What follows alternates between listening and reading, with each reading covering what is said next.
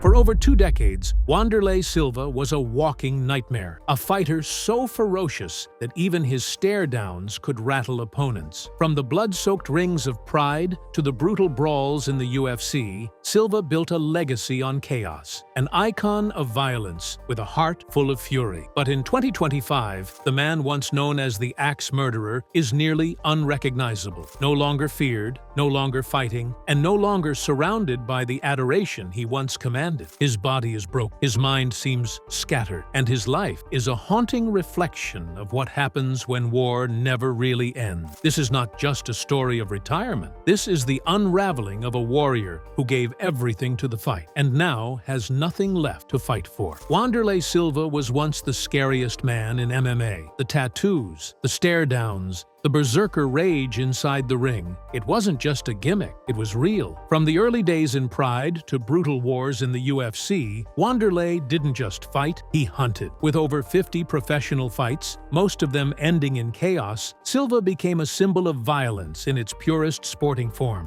But in 2025, the man once known as the Axe Murderer lives a life so distant from that glory, it's hard to believe it's the same person. His social media pages are barren. His health is visibly deteriorating, and for longtime fans, the question is no longer, what happened to Wanderlei Silva? It's, is there anything left of him at all? Wanderlei's career spanned decades, continents, and organizations. He built his legend in Japan's PRIDE fighting championships during the early 2000s. There, he fought with reckless aggression, beating names like Kazushi Sakuraba, Quinton Jackson, and Hidehiko Yoshida in blood-soaked battles that looked more like street fights than sport. But every swing, every elbow, every stomp, it all added up. When Pride collapsed, Silva transitioned to the UFC, but the wars had already taken their toll. The man who once terrified opponents was now getting knocked out, and by the time he left the UFC and later dabbled in Bellator, most knew the fire was fading. Silva's final fights weren't the graceful decline of a warrior easing into retirement. They were painful to watch. He looked slower, stiffer, and more unsure of himself, yet he kept pushing, driven by something that fans couldn't understand. Maybe it was the love of combat, maybe it was the need for relevance, or maybe, like so many greats, he didn't know how to stop. The last time Silva fought was in 2018, but it never felt like a real goodbye. He disappeared, reappeared for an exhibition here, an interview there, always hinting at a comeback that never materialized. And in the silence that followed, something darker seemed to emerge. A man trapped by his past, unable to let go. In recent years, those close to Wanderlei Silva have spoken quietly but seriously about his health. While Silva himself has always been tight-lipped, interviews from 2021 and 2022 hinted at something more troubling than just the aches and pains of age. The word most often whispered behind closed doors: CTE, chronic traumatic encephalopathy. It's the condition haunting combat sports, a degenerative brain disease linked to repeated head trauma. CTE doesn't show up immediately. It sneaks in slowly. It steals memory, emotion,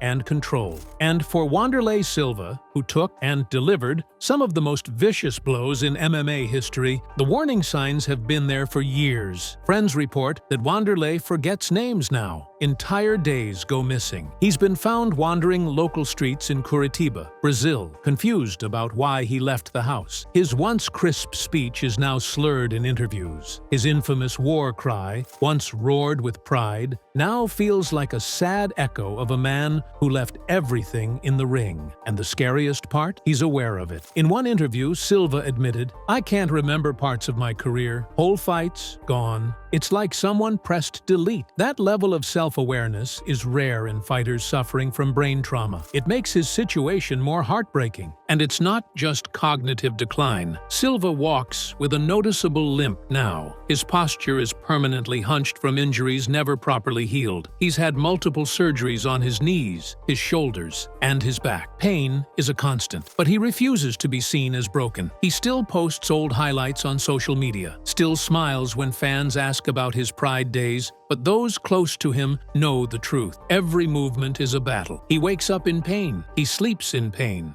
And yet, instead of addressing it publicly, he suffers in silence, trapped in a body that was built for war and broken by it. Wanderlei Silva was never the kind of fighter who flaunted money, but he earned millions during his peak. PRIDE paid him well. UFC paid him better. He had endorsement deals, fight purses, bonuses. For years, fans assumed he was set for life. But in 2025, the picture looks very different. Local reports in Curitiba suggest Silva has sold several of his properties over the past 2 years. His once thriving gym closed without announcement. Rumors swirl that he's behind on taxes. And for the first time in his career, the once iconic face of Brazilian MMA seems forgotten. The issue isn't just that the money ran out, it's that the system wasn't built to protect someone like Wanderlei. Fighters in the 2000s didn't get the financial education or business support they needed. Silva lived for the moment. He gave fans what they wanted: blood, chaos, highlight reel knockouts. But behind the scenes, financial management was never a strength. He trusted people who let him down. He invested in businesses that failed. And when the fight checks stopped coming, there was no fallback plan. Today, Silva lives modestly. Some say he's renting a small apartment in Curitiba. Others claim he's moved back in with extended family. Either way, the image is far from the mansion and fight poster lifestyle fans imagine. Interviews are rare, but when they happen, they're tinged with sadness. Silva often speaks about legacy, about honor, about warriors, but what he never talks about is the future. Because in 2025, his future feels uncertain. He's not coaching, not doing commentary, not launching a podcast or brand. He's fading, slowly, quietly, tragically. After the UFC door slammed shut, Wanderlei Silva didn't find peace. He found chaos in Brazil and loneliness in Japan. With mainstream MMA no longer an option, he bounced between promotions, countries, and causes. He briefly aligned with Bellator, but couldn't recapture the magic. His appearances in Japan's Risen promotion were marketed as nostalgia, but they only highlighted the toll that decades of war had taken on his body. He wasn't the axe murderer anymore. He was the ghost of him. In Brazil, Silva tried to stay relevant through social media rants and controversial interviews. He criticized the UFC's business model, accused Dana White of exploiting fighters, and positioned himself as a voice for change. But instead of building a new platform, Silva alienated himself from the fight community. His tone grew angrier, his rants more scattered. One day he was calling for fighter unions. The next, he was posting conspiracy theories and cryptic warnings about corruption. The fans didn't know if he was right or if he was unraveling. He also started posting old fight clips with captions like, "They can't erase history," and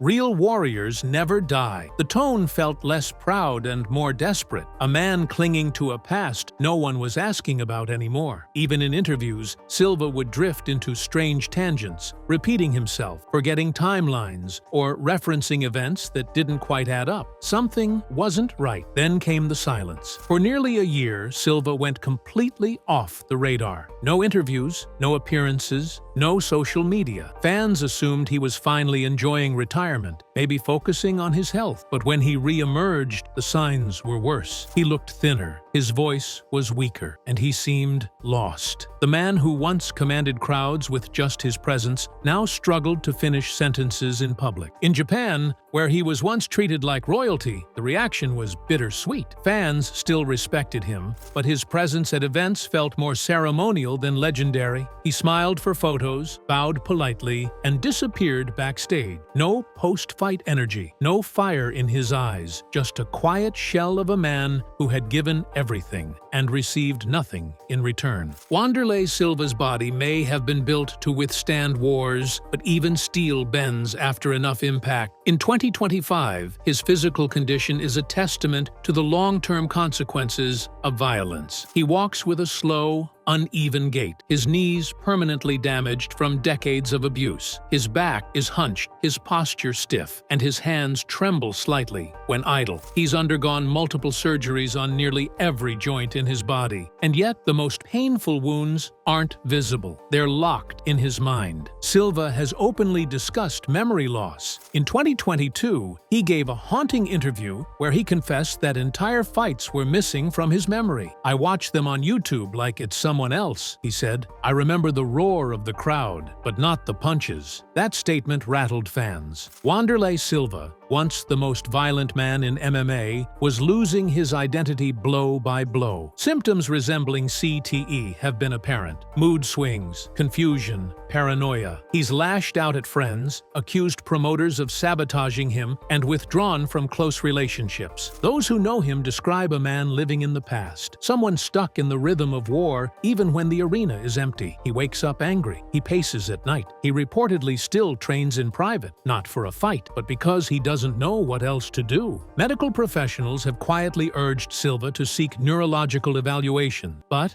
he's refused. His pride, so vital in his prime, won't allow it. Admitting weakness is not in his DNA, but the people around him know the truth. His short-term memory is fading. He repeats himself often. Sometimes he gets lost in Curitiba, needing help to find his way home. The man who once tore through opponents with unrelenting focus now forgets what day it is. Worst of all, Silva still believes he has one more fight left. He talks about comebacks that will never happen. He says things like, "One more for the fans," or "I'll retire on my terms," but his body can't handle it. His brain has already paid the price, and deep down, even he must know there's no fight left, only echoes of the roar he once commanded. In 2025, Wanderlei Silva lives in isolation, both physically and emotionally. His home in Curitiba has become more like a fortress than a refuge. Neighbors rarely see him. When they do, he's alone. No entourage, no training partners, just Silva, moving slowly, wearing a hoodie and sunglasses even on cloudy days. For someone who was once the center of attention in every room,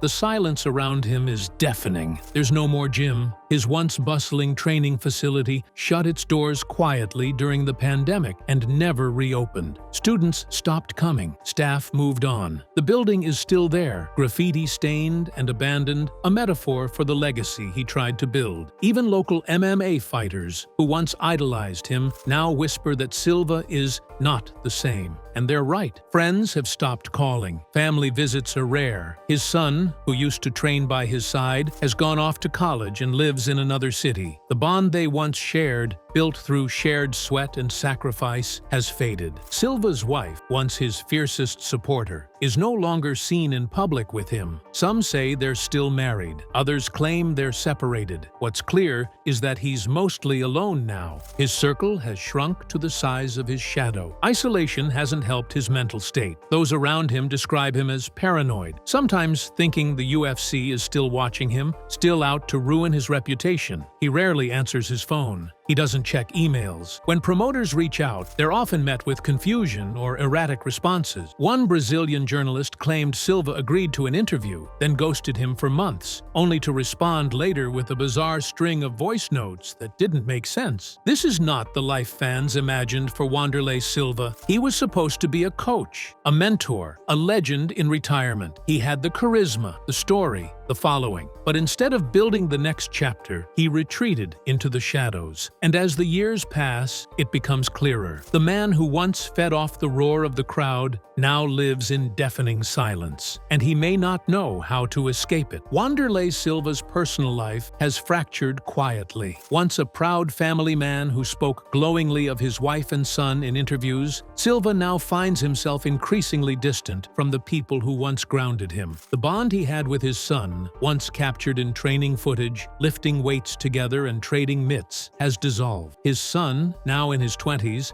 is pursuing his own life in a different city, reportedly studying business with little involvement in the MMA world. That absence isn't filled by calls or texts. It's a silence that echoes louder every year. Silva's marriage is equally complicated. Though he still wears a ring in some public appearances, those close to him say he and his wife are estranged. There are whispers of long periods of no communication, emotional breakdowns, and even counseling that went nowhere. She no longer attends events, isn't tagged in social media posts, and hasn't spoken publicly about him in years. It's as if she, too, is watching his collapse from a distance, helpless to intervene. Friends from the fight world, teammates, and coaches that once stood in his corner have quietly walked away. It didn't happen all at once. It was a slow retreat, driven by Silva's erratic behavior, outbursts outbursts and paranoid claims. Some tried to stay in his life, only to be met with aggression or suspicion. Others simply couldn't bear to watch their friend spiral further. Those who remain speak rarely and carefully, afraid of saying the wrong thing or triggering another retreat into silence. What's most heartbreaking is that Silva doesn't seem to fully recognize this isolation. In interviews, he still refers to my team or my people, though they haven't been around in years. He talks about his son as if they still train together. He mentions his wife as if she's in the next room. Whether it's denial, delusion, or simply memory loss, the result is the same. Wanderlei Silva lives inside a fading image of his past, unable to reconcile it with his present. And as those closest to him slip away, he remains stuck, still the warrior, but now fighting a battle no one else can see. Money has become a quiet monster in Wanderlei Silva's story. Despite the millions earned during his peak, it's clear in 2025 that those funds have dried up. Reports from Brazilian news outlets suggest he's sold off several properties in recent years, including his training facility and a family vacation home once featured in MMA documentaries. Insiders claim he's behind on taxes, with old business debts accumulating interest. It's a slow, steady erosion of wealth that no one talks about publicly, but everyone suspects.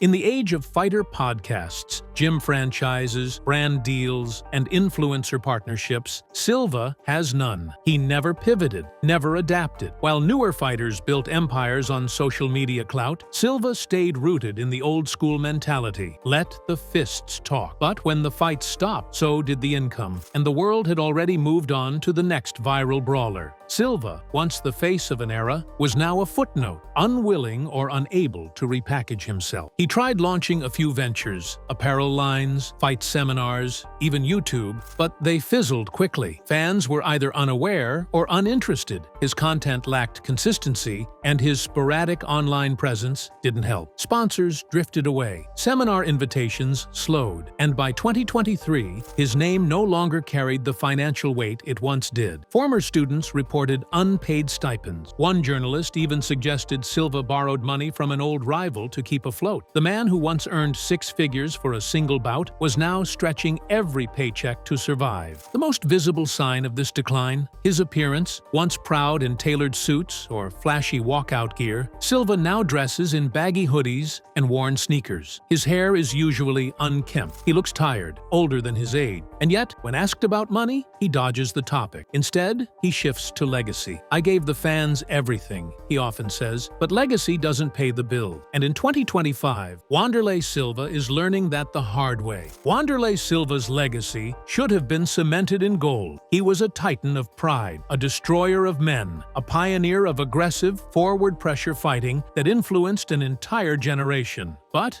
in 2025, that legacy is in danger of being forgotten, or worse, misunderstood. Younger fans speak more of his drug test scandals than his victory. His name is absent from UFC highlight reel. The sport he helped build has seemingly left him behind, content to let him fade into myth. This isn't unique to Silva, but it's particularly painful in his case. He never retired with fanfare, never got the tearful goodbye in the octagon. No statue, no Hall of Fame speech, just a slow disappearance. And without an advocate, no manager, no media campaign, no big comeback story, his place in MMA history is slowly being erased. Newer fans know Conor, Khabib, John Jones, Wanderlei Silva, just another old guy who used to fight in Japan. But there are still those who remember. Veterans, historians, and die-hard fans speak his name with reverence. They remember the scream before the bell, the soccer kicks, the stare-downs, the rampage slam, the war with Chuck Liddell. But even these memories are fading. Clips are buried in YouTube archives. Documentaries mention him only in passing. The engine of nostalgia has not been kind to the axe murderer. As for Silva himself,